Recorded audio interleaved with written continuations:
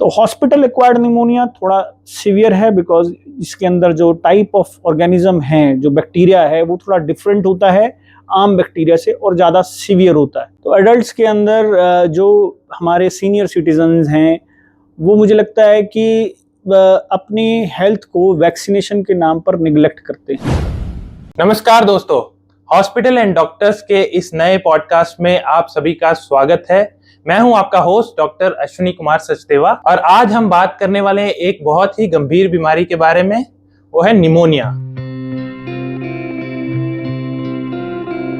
भारतवर्ष में लाखों लोगों को प्रभावित करती है और कई केसेस में यह जानलेवा भी साबित हो सकती है। तो आज इस विषय पर चर्चा करने के लिए हमारे साथ जुड़े हैं doctor Robin Gupta. He is a consultant pulmonology at Paras hospital. तो डॉक्टर रॉबिन, आपका शो पे स्वागत है। नमस्कार everyone and thank you doctor Ashwini. जैसा कि डॉक्टर अश्विनी ने बताया, आज हम एक बात करने वाले हैं निमोनिया के बारे में। और pneumonia one of the leading cause of admission है आईसीयू के अंदर, यानी कि मेजर कॉज है एडमिशन का आईसीयू के अंदर। तो हमारे व्यूअर्स को सबसे पहले तो हम बताना चाहेंगे कि व्हाट इज निमोनिया, कि निमोनिया क्या है। निमोनिया एक बीमारी है जो कि लंग्स को इन्वॉल्व करती है। हम बात करते हैं लंग्स, हमारे लंग्स जो हैं छोटे छोटे गुब्बारे यानी एल्वियोलाई के साथ बना होता है या एयर सैक्स से बना होता है। जब इन एल्वियोलाई के अंदर इन्फ्लामेशन या फिर सोजिश एक इन्फेक्शन के कारण पहुंचती है तो उसे हम निमोनिया का नाम देते हैं। इन एयर सैक्स के अंदर या गुब्बारों के अंदर फ्लूइड या फिर पस की एक्यूमुलेशन यानी कि भरना, उसे हम निमोनिया का नाम देते हैं, जो कि एक पेशेंट को सिम्टम्स के साथ हॉस्पिटल के अंदर या फिर डॉक्टर के पास लेकर आ सकता है। तो आपने बताया कि इन्फेक्शन के कारण एल्वियोलाइज में कुछ पानी भर जाता है या पस भर जाती है। तो क्या क्या कारण हो सकते हैं जिस वजह से ये निमोनिया हमारे शरीर में हो जाता है? अगर हम बात करें डॉक्टर अश्विनी, सबसे पहले तो ये एक एक्यूट बीमारी है, यानी कि कुछ समय में होने वाली बीमारी है और इसके कारण मुख्यतः वायरल इन्फेक्शंस, बैक्टीरियल इन्फेक्शंस या फिर फंगल इन्फेक्शन हो सकते हैं। जैसा कि हमारे दर्शक जानते हैं कि वायरल इन्फेक्शन कोविड के समय सबने देखा है कि Covid influenza, Covid pneumonia, influenza pneumonia या स्वाइन फ्लू जो कि हम आजकल आम भाषा में बोलते हैं, ये बहुत ही कॉमन तौर पर देखा जाता है किसी पर्टिकुलर सीजन्स के अंदर। इसके अलावा बैक्टीरिया, जिसमें मोस्ट कॉमन बैक्टीरिया हम अगर बात करते हैं तो स्ट्रेप्टोकोकल निमोनिया जिसे हम बोलते हैं, वो बहुत कॉमन है जिससे निमोनिया होता है। इसके अलावा कई एटिपिकल या डिफरेंट इन्फेक्शंस हो सकते हैं जिसकी वजह से निमोनिया हो सकता है। इसके अलावा फंगल है। फंगल बहुत कम यूजुअली देखने को मिलता है, बट जैसे कि डायबिटीज़ हमारे देश के अंदर बढ़ती जा रही है, जिसकी वजह से अब हम फंगल निमोनियाज भी बहुत रेगुलरली अपनी क्लिनिकल प्रैक्टिस में देखने लगे। तो अगर देखा जाए तो वायरल इन्फेक्शन, जो वायरल निमोनिया है, वो सबसे कॉमन है। देखिए, डेफिनेटली वायरल निमोनिया जो है वो स्पोरेडिक आता है, मतलब मानसून या फिर मानसून सीजन के अंदर या फिर विंटर्स के अंदर हम वायरल निमोनिया देखते हैं जब एक पर्टिकुलर लहर किसी एक इन्फेक्शन की चली होती है। बट अगर हम बात करें तो most commonly it is bacterial pneumonia, जो कि हम ज्यादातर अपनी क्लिनिकल प्रैक्टिस में देखते हैं। जी, तो इसके कुछ सब टाइप्स भी होते हैं, कुछ इसको कैटेगराइज करते हैं। जी हाँ, इसको हम कैटेगराइज कर सकते हैं दो तरीके से, कम्युनिटी एक्वायर्ड और हॉस्पिटल एक्वायर्ड। ये डिपेंड करता है कि पेशेंट कहाँ से अस्पताल में आ रहा है। अगर पेशेंट डायरेक्टली अपने घर से आ रहा है जिसमें उसका किसी एक हॉस्पिटल में कोई प्रीवियस एडमिशन या फिर प्रीवियसली उसको कोई ऐसा लॉन्ग टर्म हॉस्पिटल या फिर हॉस्पिटल जैसी स्थिति में नहीं रहा है और डायरेक्टली अपने घर से या कम्युनिटी से हॉस्पिटल में या डॉक्टर के पास आता है, उसे हम कम्युनिटी एक्वायर्ड निमोनिया बोलते हैं। ये यूजुअली इतना सीवियर नहीं होता है और पेशेंट्स के बैक्टीरिया प्रोफाइल थोड़ा डिफरेंट होता है।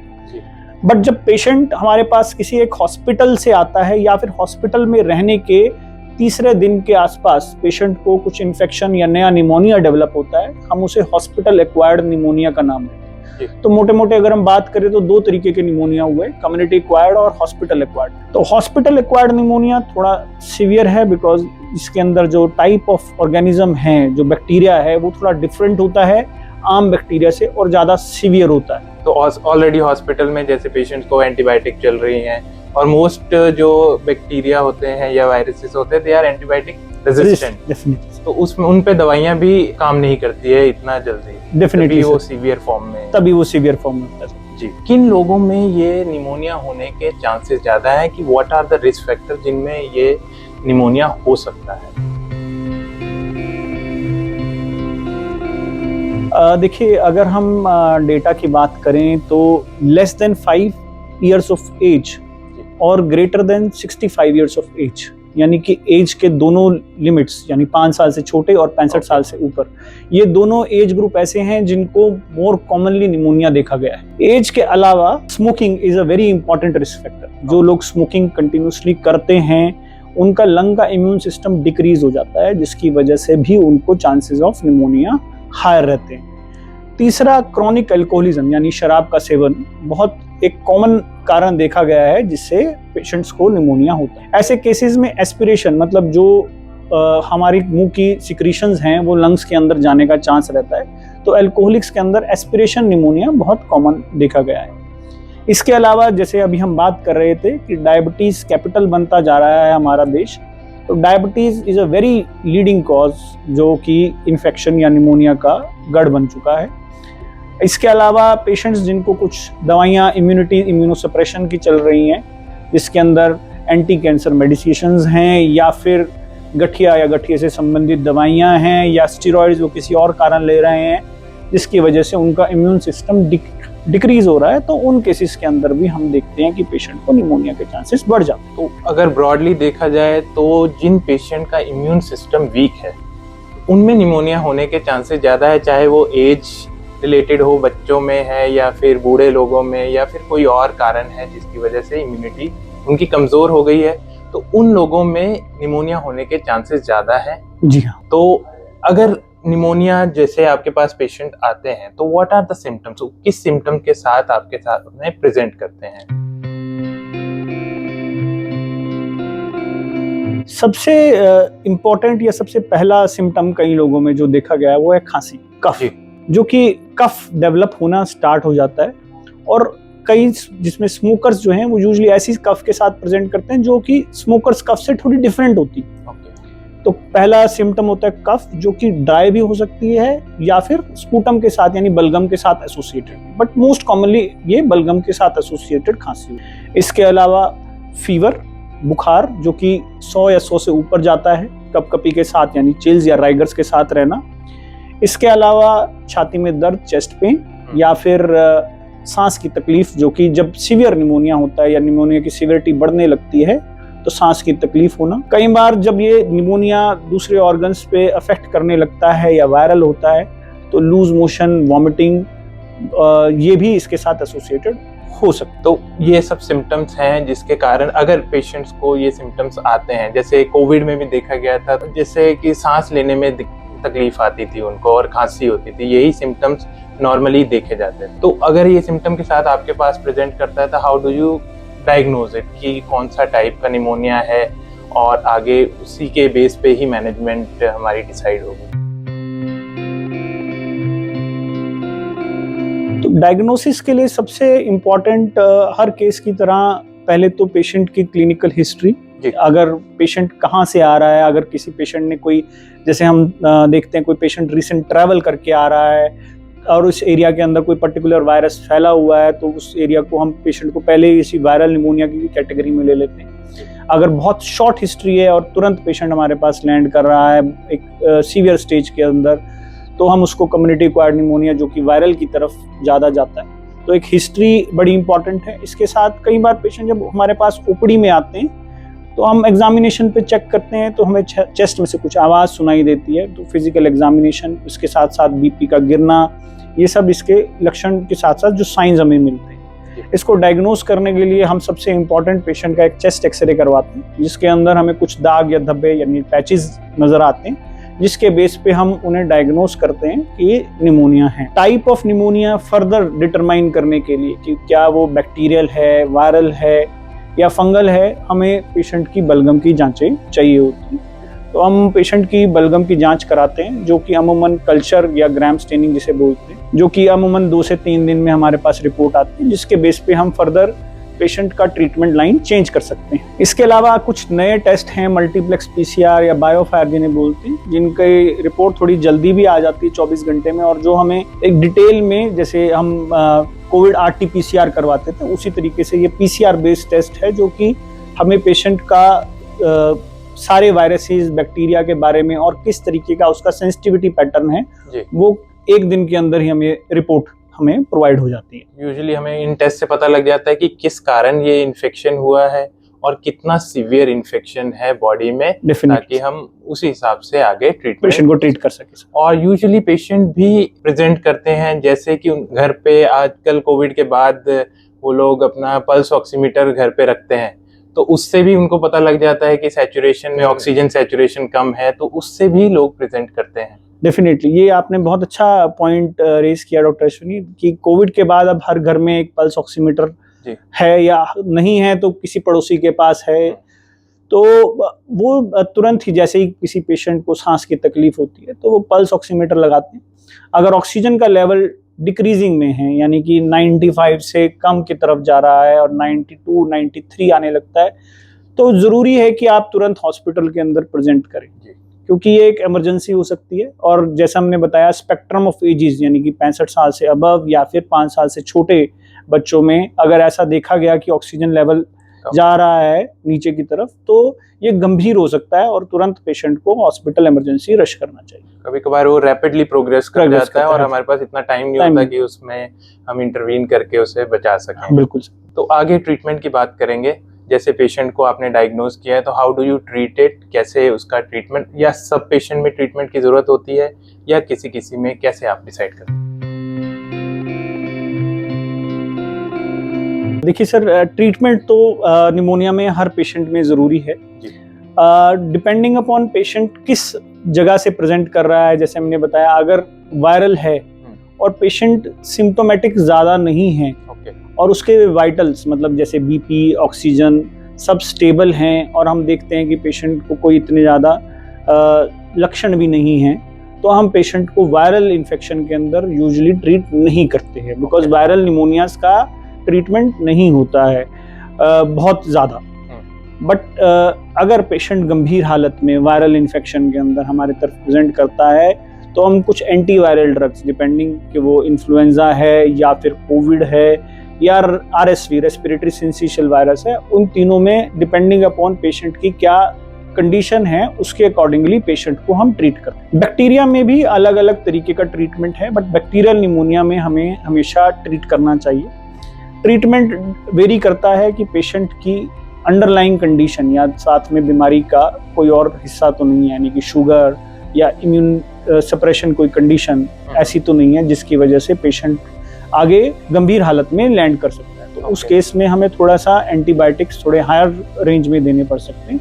बट अगर पेशेंट हमारे पास ऐसे प्रेजेंट करता है जो कि चलता फिरता है और कोई ऐसी बीमारी पुरानी नहीं है, तो हम उसको ओपीडी बेस पर भी ट्रीट कर सकते हैं। जब पेशेंट हॉस्पिटल एक्वायर्ड निमोनिया में चला जाता है, जैसे हमने बात करी, वो कि थोड़ा सा गंभीर होता है, तो उस केस में पेशेंट को हायर एंटीबायोटिक्स देने पड़ सकते हैं, जो कि हम कल्चर के अकॉर्डिंग, जैसे मैंने बात की, कल्चर के अकॉर्डिंगली हमें चेंज करने पड़ सकते हैं। कल्चर अगर कई बार पेशेंट नहीं प्रोड्यूस कर पाता स्पूटम, बलगम, और हमें उस समय ब्रोंकोस्कोपी का भी सहारा लेना पड़ सकता है, जो कि एक दूरबीन के रास्ते हम अंदर लंग्स में जाके बलगम निकाल के आगे जांच के लिए भेज सकते हैं। तो कुछ लोग जैसे घर पे भी ट्रीटमेंट स्टार्ट कर देते हैं जिनको खांसी है, और जैसे बच्चों में भी पेरेंट्स घर पे ही एंटीबायोटिक वगैरह स्टार्ट कर देते हैं, तो क्या वो सही है? वैसे स्टार्ट करना चाहिए कि पहले टेस्ट हमेशा करा के या डॉक्टर की सलाह के बाद ही स्टार्ट करनी चाहिए? देखिए, मैं आपके माध्यम से सबको ये बताना चाहूँगा कि कभी भी घर पर एंटीबायोटिक बिना डॉक्टर को चेक कराए स्टार्ट ना करें। यूजुअली कई बार क्या होता है कि it is just viral upper throat infection, मतलब गले का इन्फेक्शन है, जिसके अंदर आमतौर पर कोई भी डॉक्टर आपको एंटीबायोटिक की सलाह नहीं देगा। पर ऐसे में एंटीबायोटिक्स देने पर, और कई बार लोग स्टार्ट कर देते हैं डॉक्टर की सलाह पर भी, पर वो पूरे कोर्स नहीं करते। तो ऐसे में क्या होता है कि वो एंटीबायोटिक फर्दर रेजिस्टेंट हो जाता है, यानी कि अगली बार अगर भगवान ना करे ऐसा इन्फेक्शन हो अनफॉर्चुनेटली, तो वो एंटीबायोटिक हमारे पास काम नहीं करेगा। और ये हमारे लिए एक समस्या बनती जा रही है एंटीबायोटिक रेजिस्टेंस। जिस स्पीड से या जिस तेजी से हमारे पास बैक्टीरिया रेजिस्टेंस डेवलप कर रहे हैं, उस तेजी से हमारे पास नए एंटीबायोटिक्स नहीं आ रहे हैं। इसे एंटीबायोटिक स्टीवर्डशिप बोलते हैं, और हमें एंटीबायोटिक स्टीवर्डशिप के लिए अपने लोगों को जागरूक करना पड़ेगा कि हम कम से कम या जरूरत पर ही एंटीबायोटिक्स लें। घर पर अगर मुझे लास्ट टाइम डॉक्टर ने खांसी पर ये एंटीबायोटिक दिया था और मेरे पास प्रिस्क्रिप्शन है, तो मैं इस बार भी वही एंटीबायोटिक स्टार्ट कर दूं, वो बिल्कुल गलत है। तो इससे एंटीबायोटिक रेजिस्टेंस का खतरा बढ़ जाएगा। और सबको ये ध्यान रखना जरूरी है कि अगर कुछ इन्फेक्शन है तो अपने डॉक्टर से जरूर मिले और घर पर ही ट्रीटमेंट स्टार्ट ना करें, क्योंकि या तो कई बार ये ज़्यादा ट्रीटमेंट भी हो सकती है जिसमें आपको ज़रूरत नहीं थी एंटीबायोटिक की, उसमें आपने एंटीबायोटिक स्टार्ट कर दी, या फिर वो एंटीबायोटिक काम नहीं कर रही है और ऐसे ही हम कुछ दिनों तक ऐसे ही देते रहे जब तक वो बीमारी और बढ़ गई। तो आगे हम बात करेंगे प्रिवेंशन की। हाउ डू यू प्रिवेंट, कि लोगों को क्या ऐसे मेजर्स लेने चाहिए ताकि उनको निमोनिया जैसी गंभीर बीमारी ना हो। अगर हम बात करें सबसे पहले डॉक्टर अश्विनी एडल्ट्स की, तो एडल्ट्स के अंदर जो हमारे सीनियर सिटीजन्स हैं, वो मुझे लगता है कि अपनी हेल्थ को वैक्सीनेशन के नाम पर निगलेक्ट करते हैं। जैसे हम बच्चों को वैक्सीनेट करते हैं अपने बच्चों को, वैसे ही एडल्ट्स की वैक्सीनेशन भी सालों से इंडिया में उपलब्ध है। 2 तरीके की वैक्सीन हमारे पास अवेलेबल है इंडिया के अंदर निमोनिया के लिए। जैसे मैंने बताया था कि मोस्ट कॉमन बैक्टीरिया जिसे हम स्ट्रेप्टोकोकस निमोनी या फिर न्यूमोकोकस बोलते हैं, उसकी 2 वैक्सीन इंडिया में आज के समय में उपलब्ध हैं, जिसमें एक PCV13 और एक PPSV23।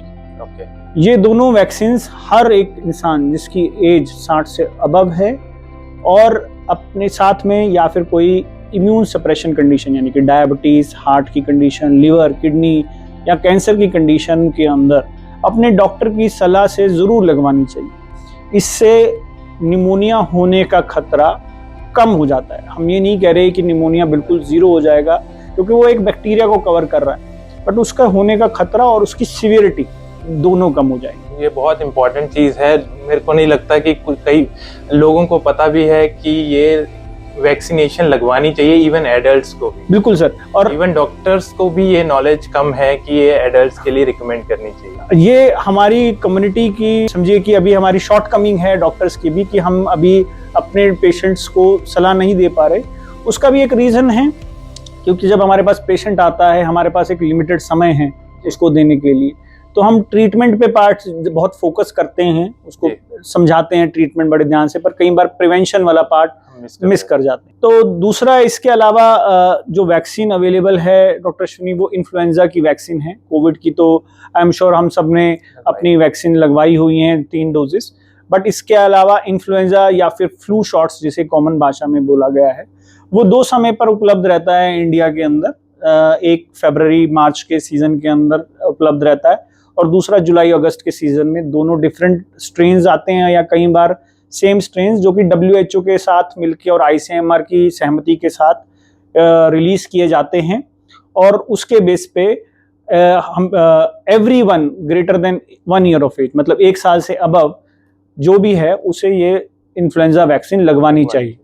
अगर कोई प्रेग्नेंट महिलाएं अगर हम इसको सुन रही हैं, तो आई एम श्योर उन सब ने भी सुना होगा कि अपने उनके गायनेकोलॉजिस्ट ने उनको डेफिनेटली इन्फ्लुएंजा वैक्सीन या फ्लू शॉट एडवाइस किया होगा।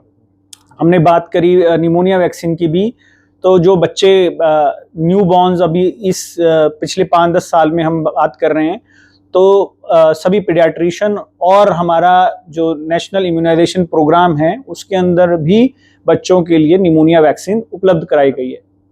इसके अलावा कोविड की वैक्सीन जो है वो सबने लगवाई हुई है।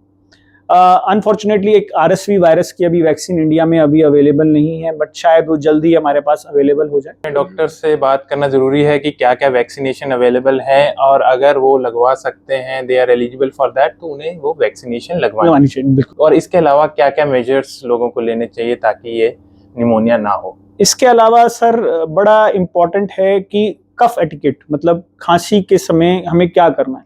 जितने भी निमोनिया हैं ये कंटेजियस हैं, मतलब एक से दूसरे होने का चांसेस रहता है। तो अगर हम किसी से मिलने जा रहे हैं और हमें कुछ इन्फेक्शन है तो हमें डेफिनेटली मास्क का प्रयोग करना चाहिए। सोशली एक स्टिग्मा माना जाता है कि हमने मास्क लगा लिया तो हमें बीमारी है, बट वो अपनी प्रिवेंशन से ज्यादा दूसरों की भी प्रिवेंशन रखेगा, अपने फैमिली मेंबर्स की, नियर एंड डियर वंस की भी प्रिवेंशन रखेगा। तो प्रिवेंशन के लिए मास्क जरूरी है। इसके अलावा अगर कोई इम्यूनो कॉम्प्रोमाइज या इम्यून सप्रेस्ड पर्सन है जो कि हाई रिस्क पॉपुलेशन है, वो अगर किसी पब्लिक प्लेसेस पे जा रहे हैं या भीड़ वाली जगह पर जा रहे हैं तो, या फिर हॉस्पिटल के अंदर उन्हें रेगुलरली जाना पड़ रहा है या डायलिसिस की वजह से या अपनी ट्रीटमेंट की वजह से, तो उस समय मास्क का जरूर प्रयोग करें। हैंड सैनिटाइजर यानी कि स्टरलियम या कुछ ऐसा ही प्रयोग जरूर करें जिससे आपको इन्फेक्शन होने का खतरा कम हो जाए, यानी कि good hygiene is very important. Thirdly हम बात करते हैं तो हमारी सबसे इम्पोर्टेंट चीज है इम्यूनिटी बूस्टर, वो हमारी स्लीप है। अगर हमारी नींद की क्वालिटी और नींद अच्छी रहेगी तो इम्यून सिस्टम हमेशा बेहतर रहेगा। तो इट इज़ वेरी इंपॉर्टेंट कि आप अपनी अच्छी नींद लें, वही आपके मात्र एक इम्यूनिटी बूस्टर है। इसके अलावा खान पान जैसे हम बात करते हैं तो green leafy vegetables, fresh fruits या फिर सीजनल फ्रूट्स और वेजिटेबल्स बहुत ज़रूरी हैं। स्मोकिंग को क्विट करना और अल्कोहल का सेवन बंद करना ये बड़ा इम्पॉर्टेंट है, जिससे हम अपनी इम्यूनिटी को बढ़ा सकते हैं और चांसेस ऑफ निमोनिया कम कर सकते हैं। इसके अलावा जैसे अंडरलाइंग कंडीशन है, शुगर अगर है किसी को या फिर कोई ऐसी बीमारी है जिससे उसकी इम्यूनिटी कम हो तो शुगर को कंट्रोल करना, yes, managing the underlying condition बड़ा इंपॉर्टेंट है सर। एक्सरसाइज का भी एक इम्पॉर्टेंट रोल। बिल्कुल सर, बिल्कुल। बिना एक्सरसाइज या फिर जैसे आजकल हम देख रहे हैं योगा, कपालभाति, इन सब का भी बड़ा इंपॉर्टेंट रोल है। ब्रीदिंग एक्सरसाइजेस और ये सब का बहुत इंपॉर्टेंट रोल है। तो योगा, एक्सरसाइज और कपालभाति ये बहुत इंपॉर्टेंट है लंग की और या ओवरऑल इम्यूनिटी को बूस्ट करने। तो थैंक यू डॉक्टर रॉबिन, हमारे व्यूअर्स के साथ निमोनिया और उसकी प्रिवेंशन एंड ट्रीटमेंट से संबंधित इतनी इंपॉर्टेंट जानकारी शेयर करने के लिए। अगर आपके भी कुछ सवाल हैं तो आप हमें कमेंट सेक्शन पे पूछ सकते हैं या हमें व्हाट्सएप या कॉल कर सकते हैं। अगर आपको यह एपिसोड पसंद आया हो तो इसे लाइक करें, सब्सक्राइब करें और शेयर करें। धन्यवाद। Thank you.